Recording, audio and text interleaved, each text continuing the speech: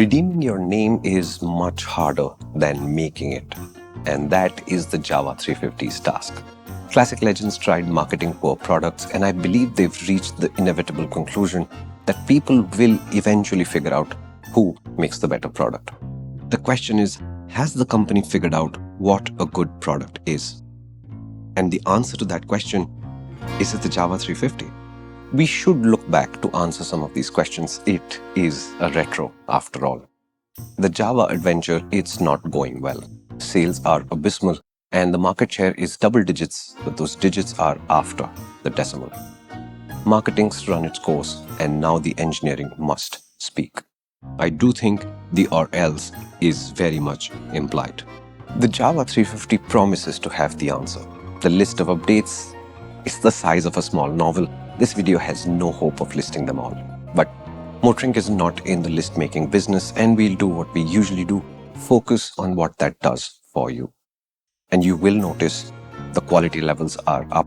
This design, it's markedly more proportionate, and at certain speeds there are even glimpses of excellence. And there is a lot that remains to be fixed too. As a direct consequence, buying one today is still a sentence that ends in a question mark.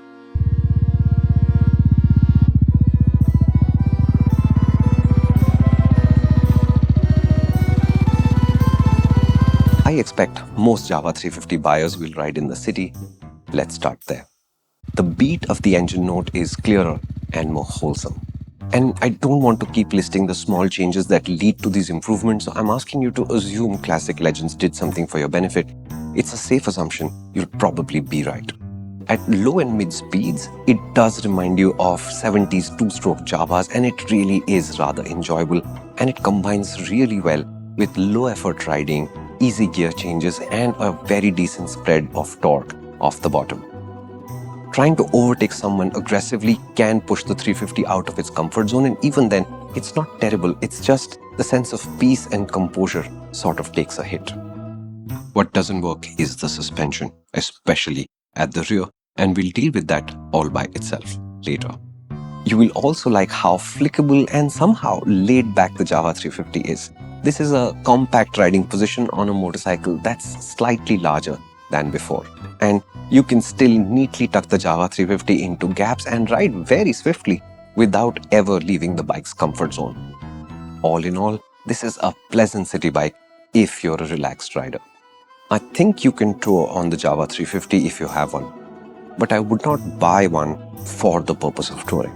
Getting past 90, the refinement starts to fade. Past 100, there is a sense of strain, and I think something from the competition will easily do that better. This is a physically larger machine than before, but it still is a compact motorcycle, and space for your luggage will remain at a premium. The handling is light, and this is actually quite a lot of fun, and it not only corners well enough, you can push it into scraping things. That lightness and agility is dramatically different from, for example, the Royal Enfield Classic. It's one of the nicest things, and now more than ever, about the Java 350. Out on the highway, the suspension issue crops up even more strongly. Classic Legends gave this bike a taller front end for the stance, a little bit more ground clearance, and not much else, and that's alright. These folks may not be the best in class, but they are reasonably good at absorbing things. The rear suspension in comparison is a teenager.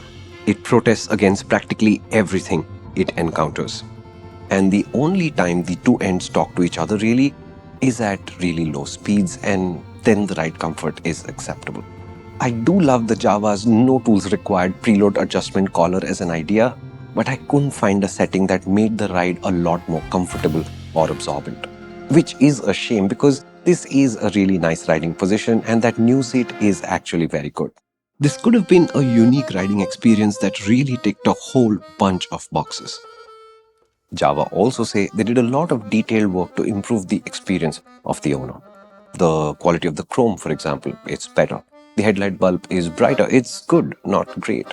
There's still a lot of very nice looking badges all over the motorcycle, and there's a series of details like this all over. If you love the old 70s charm, this one has it a lot more than the Jawa Jawa, which has now retired. But a lot remains to be fixed too. Our first test unit went back with a surging issue that was traced to a pinched throttle wire during transport. The second one, it still surges a little bit, so you'd be holding, say, steady 70, and then the engine note will falter and the speed will vary a little bit. It's not a deal breaker, but it's also not acceptable in 2024. The instrument cluster is appallingly dysfunctional. The updated dial face does look classy, but you still can't see the neutral light in the day. And at night, the angle of the dial, it makes the backlighting look shoddily executed, and the entire thing blocks the digits at the bottom the whole time, so it looks its best in the brochure. They didn't put any thought into that tiny downmarket LCD display. So I'm not going to either. The fuel gauge, it's the worst. The confusing double-ended needle remains and it is unlit. In the day, it'll take you a while to work out which end points to how much fuel you have left. After dark, this is not a problem because the needle becomes invisible against the backlit gauge. I suppose it's one less distraction. But the big reason not to buy the Jawa 350 has very little to do with the motorcycle and a lot more to do with the story of classic legends in India so far. Before I dive into that, I do want to say riding the Jawa 350 and the conversations I've had around this motorcycle with classic legends says they are working on improving things. But trust once broken is not earned easily once again. Making amends is harder than a good motorcycle.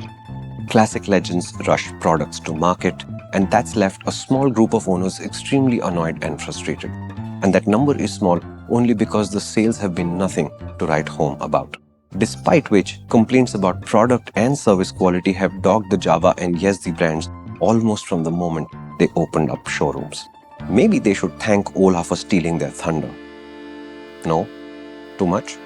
Between product and service quality, reasons to recommend these motorcycles have been harder to find than unpromoted content.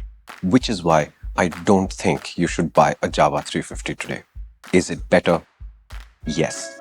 And I think we should wait and see how far they've come. We'll give them the benefit of the doubt. But a year from now, the Jawa 350 is a marked improvement in quality, effectiveness, and usefulness versus the Jawa Jawa. The calm performance and the unique feel of the Jawa 350 is totally worth exploring. But this motorcycle sits in a class of some extremely competent machines. It's not David versus Goliath. It's an ant among elephants. Off the top of my head, in alphabetical order, the Harley X440, Hero Maverick, the Royal Enfield Bullet and Classic 350s, they're all vastly superior riding experiences. And Hero Service, as frustrating as it can be, even they are better than Jawa Yezdi. I do actually think there is hope here, and a lot of good work has gone into the Jawa 350. Hell, if Mahindra had started with a machine like this in 2018, today they would have had a success in a sector that they continue to know absolutely nothing about. But today, Classic Legends has fresh money. This is a sign that they can build better products. And today they are rebuilding bridges with their customers. The fact is, for every dominant market leader in every single segment, we need substantial competition to emerge. This is important for riders to benefit from that competition. The importance of this, it cannot be overstated. The improvements on the Jawa 350 will move on to every other machine in the stable. They'll all become quieter, less vibey, and higher quality. By Diwali 2024, all the Jawa Yezdis should have become the best versions of themselves ever. I hope that this will be enough. The best of 2018 cannot hold a candle to this amazing new class of 2024. In the intervening years, while Classic Legends marketing was flexing, their engineering should have. Because the competition moved on, customers went after that, and now the interest. Classic Legends is in a hole. And this year is critical for us to understand if they've learned to stop digging.